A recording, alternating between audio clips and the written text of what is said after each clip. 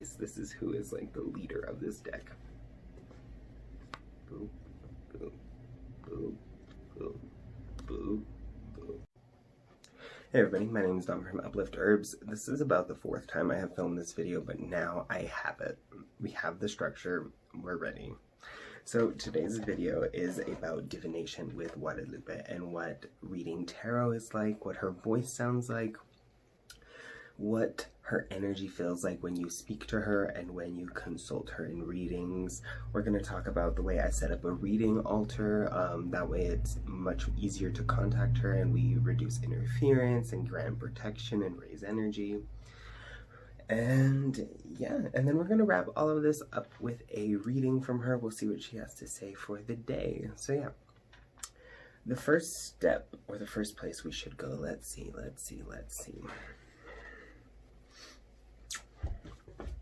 So the first step here is talking about why, I guess, and like what's really the point. If you watched our other video, the spell work with Guadalupe one, you will have heard some associations that she has. And one of the things that she does, and some of the people that she works with are psychics, are mediums, are brujas, are curanderos, are spiritual practitioners of all kinds. So she does get around, first of all, and she does teach divination, and in fact, as an entity, loves cards. She loves tarot cards. She absolutely does. I had gotten my first deck of cards very early on in my practice, after like kind of exploring around, you know, here and there, like learning about Triple Goddess, reading about a lot of pagan influences, dabbling around, you know, really confused, trying to find something different than my roots or what I thought was like Catholicism, going back and reclaiming it. And on this process, after I had reapproached Guadalupe as a divine being rather than a saint, you know, as like an aspect of divinity, not like just the friend, but like you live in the house. You have visiting, you live here, you get mail here. But she requested that I get a tarot deck, and I did. I ordered it on Amazon and got it in the mail, and then I dedicated a deck to her, and this was also something that she instructed me to do. Naturally, coming from a kind of Catholic background, tarot cards were something that was kind of unspoken of and kind of just like a big confusion for me. And so when I first started like messing with them, I was a little bit concerned about some of the imagery. The devil card freaked me out a little bit, doesn't anymore. And she said, okay, you're anxious about it, you think this is evil, then dedicate this deck to me. Dedicate it to me in my honor. If it's mine, if it's my voice, how can it be evil? How can it tell you lies and be demons and all this other crazy shit you think is happening in your head? If it is dedicated to me. And so I did. And I said, all right, okay, oh shit. And I dedicated the deck to her, and I've had it that way ever since. Let's get started. I'm basically going to take you through a setup of what my day will look like. And in a day when I get ready for readings, when I have client workings and everything, I will set up a similar working altar. It's separate from a high altar or like an ancestor altar, somewhere where I would go to give offerings. This is more of a place for work to be done. So we're going to get some tools and get started, and we'll be right back. First place I start is an altar cloth, or like a thing to put down. I will use one that corresponds with the colors of the spirit. You can use black as a color for Guadalupe. Some spirits you cannot. Some spirits, they just don't like it. It's often balanced with like bright reds. You can see the roses here, and then this white. For this, I will pray from this book. The prayer to the Holy Shroud is one that you can do over this. Prayer to the Rue for money is also one I will do over this, and then a money drawing prayer over it as well, because again, we're using it for a working cloth, and often I will use it to start my business day. If you are not doing readings professionally like that, you do not need to do those prayers. I would just do the Holy Shroud. The reason you're doing this, everything should be cleansed and purified. You are working with divinity, so it's like cleanliness is close to godliness. Gotta cleanse it physically, gotta cleanse it spiritually. On the more mundane-ish I also pour perfume on it to kill bacteria, to make sure that it's clean. It makes it smell really nice. We're using some cinnamon root perfume today. You can see past the glue on the bottle. There we go. Yeah, so from here, this gets prayed over, and then it just goes down. I will often use the shapes of the cloth. This is a bandana, so you can see we kind of have a big pocket with roses here. This looks like a diamond, right? You can see, if you were to imagine that all the swirls and textures on here were moving energy, how would putting like a Guadalupe candle at the center of this react? It would spread her energy, it would spread her influence in these like beautiful little swirls, which are also, this is a shape she makes a lot. This is very much how her energy feels. Like, it comes directly towards you, but it will make like little vines that grow out and around before it gets to you. And she's an earth mother. Her magic is plant and fire, that's what it is. So this is just getting laid out again. From here we will add anything that you use for a reading, anything that helps you feel connected to spirit, raise your vibration and all of that stuff. For me, that's going to be a couple crystals, it will be a statue, it will be my tarot deck, some smoke, and a vase of water. So I'll be back with those, and then we'll talk about shapes. We'll talk about the reason I set stuff up in the way that I do, and why invoking a spirit for readings is something you can do to improve and change readings, and more so, it will enhance sort of unseen benefits of readings. This is where we get really strong, you know, precognitive things, you know, really, really strong, like, predictions from the future, accurate predictions of the future, like dates, times, all this stuff like this. You can just do it by consulting yourself and your intuition, your higher self. Chances are there is like a higher being working with you, but your practice is your practice and mine is mine. I'll be back with some stuff. Remember, the point of everything we're adding to this is to raise energy and to make you feel connected to divine, because like divine's already connected to you. You just have to feel connected to them. We'll be right back. Alright, so let's take a look at some of the shapes. Again, look at the pattern of the cloth that you're using to determine like how best this would work. So for me, I'm consulting spirit, so I want to channel from me all the way up to spirit, which is why I have the selenite crystal on top of my deck, the deck at the center. And then up here at the top, if you were to make a cross, it'd be the top of the cross is spirit. We have the representative for spirit who we're consulting today over here. Offer her prayers, offer her glasses of water and stuff on an altar separate from this. This is a vase of water for readings to enhance them, and like when you read for other people, you will often call and interact with their ancestors, with their spirits, with their guides and their messengers. Have some water, and a bigger glass of water than just a goblet often, because it makes the process much more fluid. Big surprise, having more fluid makes the connection more fluid. It improves the spiritual Wi-Fi.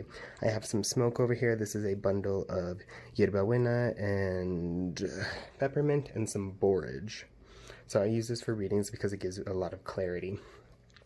I have a plant over here, just again to raise vibration. Pink is one of her colors, so it's here, it's perfect. I leave the spiritual cologne or the perfume that I'm working with around just because it helps elevate the energy. I have these little balls to help cleanse the space. They're very good for sound cleansing. It's actually my grandparents. So yeah, from here, this is where I would start my reading. So we're at a bit of a different perspective. From here is where I will light a bundle, make smoke offerings. I offer it to the spirits of space, to the spirits of place and time, to ancestors, to guides, to guardians, to messengers, to blank spirit name here. And I will offer it to the recently deceased, to the spirits who have died of coronavirus, of illness, of sickness, of pain, of your own hand, or of lack of resources. May your spirit be lifted. Follow this smoke into the next world. It knows the way to Creator. May it lift your burdens. May it lift your sorrows. May it lift your pain, then lift your spirit along with it. I offer you peace, and it is in peace I leave you. Just do it to be nice. Just do it to be respectful to all your spirits. I also will consecrate the space and then specifically talk about it and invoke a sort of area of protection. If you are familiar with more pagan practices, I think in like Wicca it's called calling corners and like setting the circle and raising a cone of power. It's a similar principle in a lot of practices. For me, it's cleansing, consecration, and invocation. And again, Catholicism just kind of serves as a skeletal structure for a lot of my practice, and it is what it is. So let's see what we have next. I'm going to check my notes, make sure I'm staying on schedule. We like a structured video here. So consulting her spirit and what that looks like. So I have this little altar set up. I have my cards here. They're charged, they're cleansed, they're ready, they're connected. I feel good, I feel connected. What do we do to speak to her? So for me personally, I have a litany or an organization of prayers. So little grimoire tour. So in a similar way of calling the corners and calling the circles, I give honor and smoke to the 4 elements. I give honor and smoke to 4 archangels and to 4 elements, and then to the 4 directions. I can't remember which I didn't say, but to those 3. And then I will give offerings to Creator. Then I will give offerings to the like primordial energies of the world, the really like ancient ones. And then I give offerings to the ancestors who walk the path before us. And then I give offerings and smoke to my spirits, to my guides, and then to cleanse myself. And so it's a litany, it's a line, it's an order. And you kind of start with the head honcho and then work your way down. So for me, I start with Creator and then I invoke Guadalupe. I will share that prayer with you. One of the like things I have done and that I most principally do with her for prayer work is to rewrite the prayers. A lot of them are written for cisgendered white people. They are written with a lot of shame and a lot of guilt and are often... The church will throw in a little line there, so you accidentally end up praying for the church and not for yourself. So I'm just saying, read thoroughly. So this is the prayer that I edited. And this is a prayer to Guadalupe, the Earth Mother, the undying compassion and grandmother serpent. Guadalupe of Mount Tepeyac and thy celestial apparitions promise to show compassion, loving and trusting all who seek thy help and call upon thee. Dry our tears, consolation and relief. Never fled thy protection, implored thy help, sought intercession for the common welfare. Personal anxieties never left unaided. With confidence we fly into thee through grieving.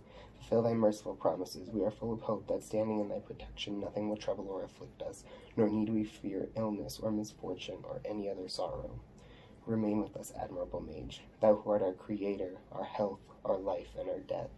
Placing thy maternal gaze, we need do nothing more. Despise not our petitions, but in thy mercy hear and answer us. And that is a prayer that you can use if you would like. I will leave a written description in the... How did I mess that sentence up? I will leave a written version in the description. There we go. So after I will invoke Creator, I invoke Guadalupe, and then I will pray to ancestors, pray for the forgotten dead, then I pray to a gatekeeper spirit, and then there are some other spiritual prayers, invocations, Saint Michael. Now this is a prayer that I don't use every time, but I will sometimes and often use on feast days. This is how you dedicate a deck to Guadalupe, and you can rework this prayer. It is a Catholic prayer. It is called a consecration to Mary. So I'm going to read it the way it is, and then I'll tell you how to rework it for your deck and to like kind of consecrate or dedicate anything. You can rework this, consecrate her statues, consecrate oil, perfumes, altars, spaces, necklaces, crystals, anything. Here, this is the original, and then I'll tell you how to rework it. My queen and my mother, I give myself entirely to you, and to show my devotion to you, I consecrate to you on this day my eyes, my ears, my mouth, my lips, my heart, and my whole being without reserve. Wherefore, good mother, as I am with you, keep me, guard me, as your friend, and I as your patron. Or you as my patron, sorry. Flop that around. And so the way you can rework this, you do not have to do the whole consecration to yourself. What that is you are asking her to bless and like power your senses. So you bless your sight. You can do your third eye or like your energy point here. I don't use chakras, but you can use your third eye like a chakra if that's what you do.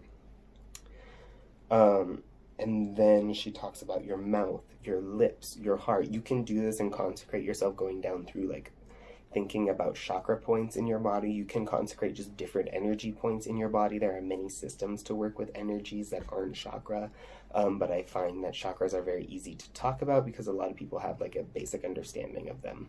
And they're just kind of big points on the body, and they are big energy points. I just don't use the word chakra or use the chakra system because it is a system. There are way more than 7, like different video, different day. But you can rework this prayer and say, my queen and my mother, I give my deck entirely unto you. And to show my devotion to you, I consecrate to you on this day, this deck and every reading that comes from it, so that it may be aligned with your truth, that it may give your divine message, that it may heal and bring blessing to those who get a reading, to those who receive your message. May I have clarity. May my ego be destroyed at the door so it may not hinder or stop or change the reading in human error. You know, feel it. And so I do this whole litany of spirit invocations, right? Start at the top and work your way. And what this does is it's like it opens the portal, and it's like getting permission. You got to go to the Most High. You got to go through the chain of command, and you got to ask your ancestors. And there are other stuff in here, and we can do a bigger grimoire tour if you want at like a later date. Let me know in the comments. You know how it is. So that's dedicating a deck to her. That was a very roundabout way to show you, but you can rework that consecration prayer for just about anything, and she really does love it. You can even dedicate plants to her like that, and they will come back from death. They will come back from being dyed. They will come back from being dry. They will come back from all kinds of stuff, and they will just thrive and thrive and thrive and thrive, and you'll be amazed, like, how are you alive? That's how.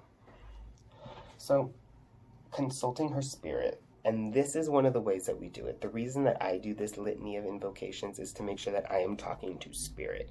It rebukes and wards away any kind of trickster spirits, any kind of lying spirits, any spirits who will try to either work against or manipulate or hinder the message. You know, those who do not want souls to elevate, those who do seek the ruin of souls, because they are out there. You don't have to call them demons. You don't have to call them lower level spirits. There are some in your spiritual court, but y'all not ready for that video. So consulting her spirit is important, and the way you tell that you are speaking with her is because she has a voice, and you will feel it. It's not like this big overwhelming possession of like when you're in convulsions and speaking in tongues. That's not what we're doing here today. That's not necessarily how these readings go. Sometimes, rarely, sometimes. So she speaks with love, but she does not sugarcoat in any way. In any way. Like, she's gonna call you a stupid bitch and baby in the same sentence. And, like, she's a deity, so she's not gonna call you a stupid bitch, but for, like, it's gonna feel, like, you're gonna feel like a stupid bitch for most of these readings.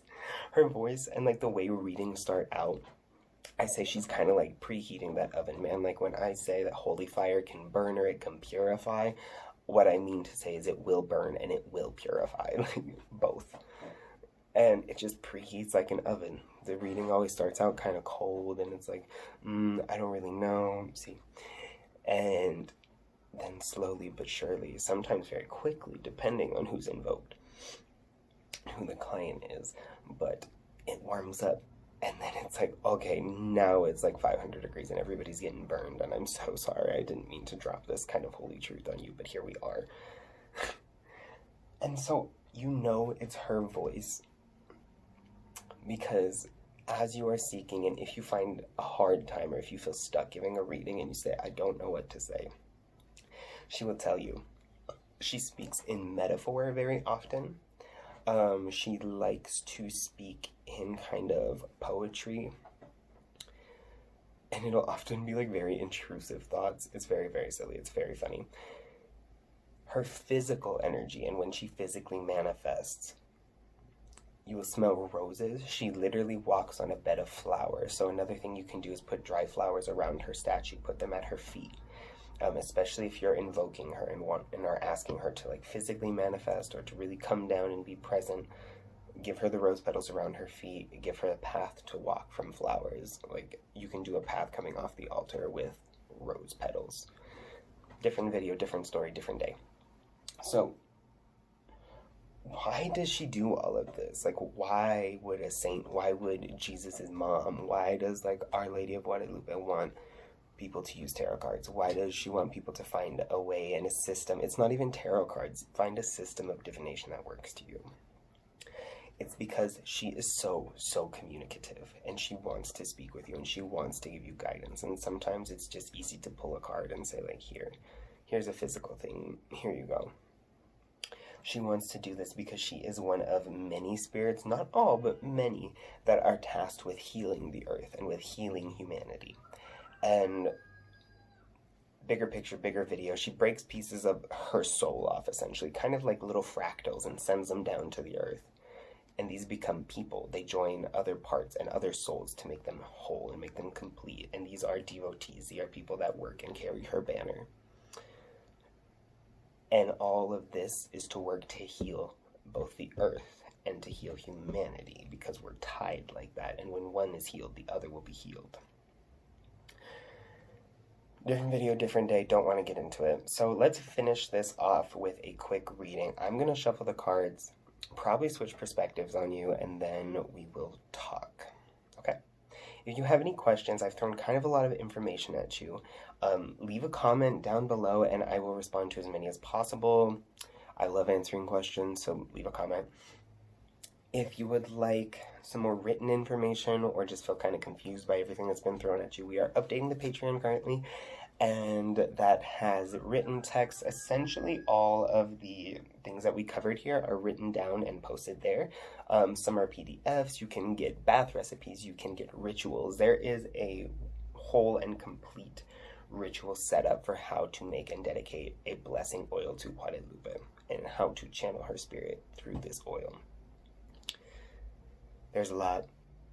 Thank you so much for being here. I'm gonna shuffle. We'll be right back. Boob.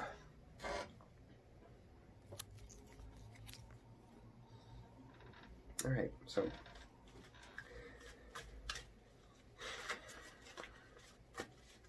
this is again the deck that I dedicated to Guadalupe, so we're gonna get your message. Alright, whatever message you want to share, whether it be a message of hope, a message of warning, a message of clarity, please bestow it upon us. I almost flipped these together backwards.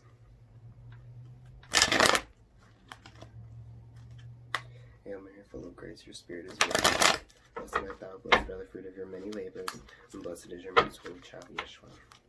Holy Mary, Mother of all, be with me now and at the hour of my death. Amen. Hail Mary, full of grace, your spirit is with you. Blessed art thou, blessed are the fruit of your many labors, and blessed is your most holy child, Yeshua. Holy Mary, Mother of all, be with me now and at the hour of my death. Amen. Glory be to the Creator, to the Redeemer, to the most holy Sustainer.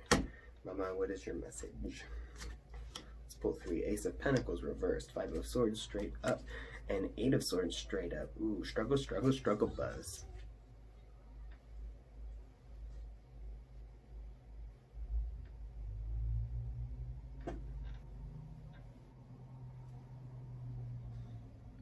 Y'all could not see this, but like 7 different things just went off. Spotify opened and started playing on my computer. Spotify opened and started playing on my phone, then stopped. Computer stopped. I got 5 notifications that came through and then disappeared. I'm gonna pull one more card. Judgment reversed. Woo-woo. Alright, time to talk some shit. So during readings, I will often smoke. This is a blend of cannabis, oregano, and sweet basil, all of which have been anointed. Those spirits are very good for bringing high-level joy, cleansing, and purification. So for reading, it makes me very ready. It makes my energy prepared to deliver the message and keeps me in the right headspace. On a more physical herbalism level, both of these are antiviral and antibacterial. They are also expectorants. So it's one of the things I use as almost an allergy treatment. Putting them in a smoke blend like this, especially with cannabis, will make you cough more. So if you're doing this, just be aware of that.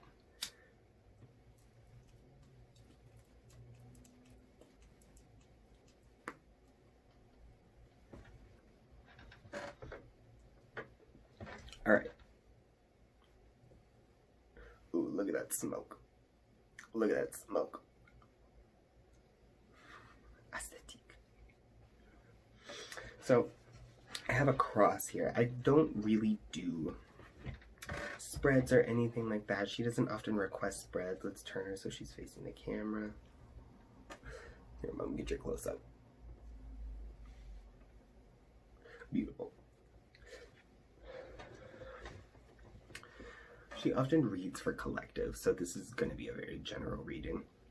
The first card that came out was that Ace of Pentacles reversed, and I haven't seen that come out reversed for quite some time, and yet here we are with it, which is just like, hey, money's tight right now, money is hard, people are not going to have a whole lot to spend, and that there is some money that is coming in that will not be used accordingly. You know, it's not going to be like, it's almost like the money that people are getting are backhanded right now, and I'm not sure how that will apply, but it does feel backhanded, like literally the hand is backwards, it's backhanded. I don't want to talk about the center of it yet. On the other side, we have the Eight of Swords, which is just being bound in indecision, and kind of, it's almost deciding to be indecisive. And it's like, you stuck all these swords around you, said, nobody come near me. You tied your hands up. Well, you probably tied your eyes first, and then you tied your hands up. And you said, okay, nobody talk to me.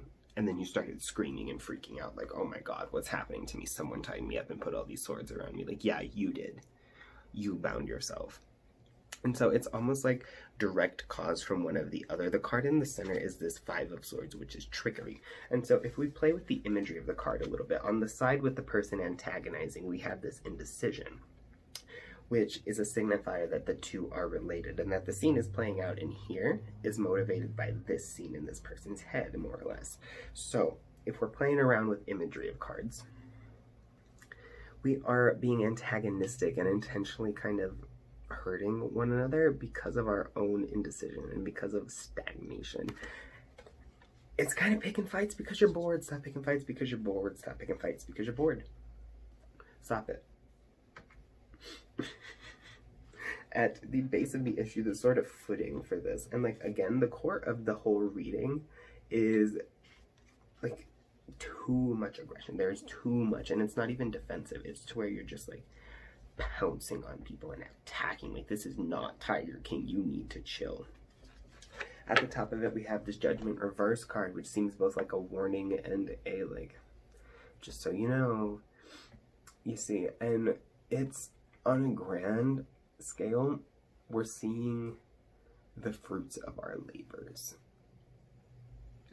And I don't want to talk about spiritual bypassing.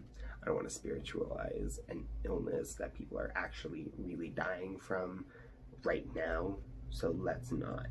But there is this kind of grand energy of a lesson being ignored here. There is a grand lesson, there is a chance to elevate, there is a chance to upgrade yourself here, and we are not taking it. Whatever that is for you is what it is, but there is an opportunity that you are ignoring or have missed. It doesn't mean it won't come around again, but it does mean that there are going to be consequences.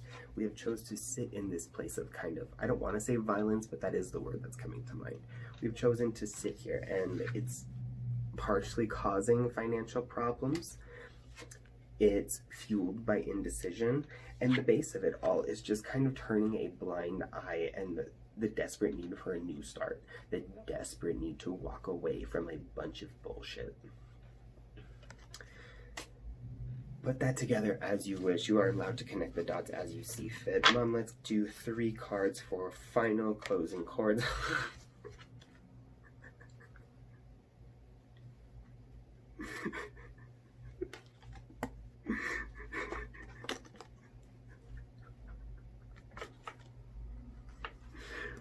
This card is dedicated to her.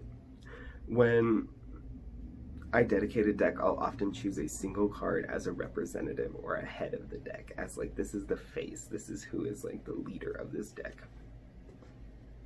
Boop, boop, boop, boop, boop, boop. So the first card that came out was the High Priestess, intuition, magic, spirituality, psychic ability, healing from within. I find it interesting it came out with the Magician reversed as well.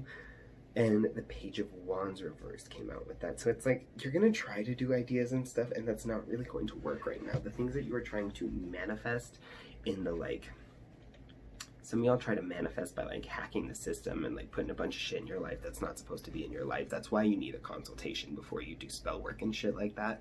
There are some people who will not, and that's your craft and that's your practice, but, like, can't just manifest crazy shit for no reason without doing work in the mundane or without like being prepared for it. Like, you manifest a mansion for yourself, sick, good luck paying those fucking taxes next year. You're gonna pay the staff to clean it, you're gonna clean it all day, it's gonna take a whole week, then what are you gonna do? So when this card comes out, it's constantly like, consult your intuition. And what I heard when these cards came out was like, there is no fighting, there is no need to do at all. The place that we are in now is much more fulfilling when taken from an internal perspective. When we use quarantine time in quarantine to do this self-reflection and to do a lot of internal healing work, we will find success. Manifesting will not help it. You cannot, you know, create your way out of this problem. You cannot destroy the obstacle. It is something that you will just have to wait until you realize the obstacle is only in your fucking head, and then you can just walk freely.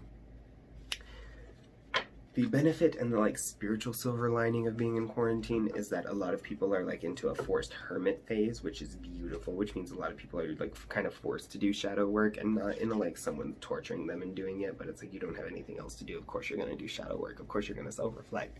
Of course you're going to think about all the things that are traumatic for you and all the reasons that you maybe respond inappropriately or do crazy shit or are self-deprecating or self-destructive, you know.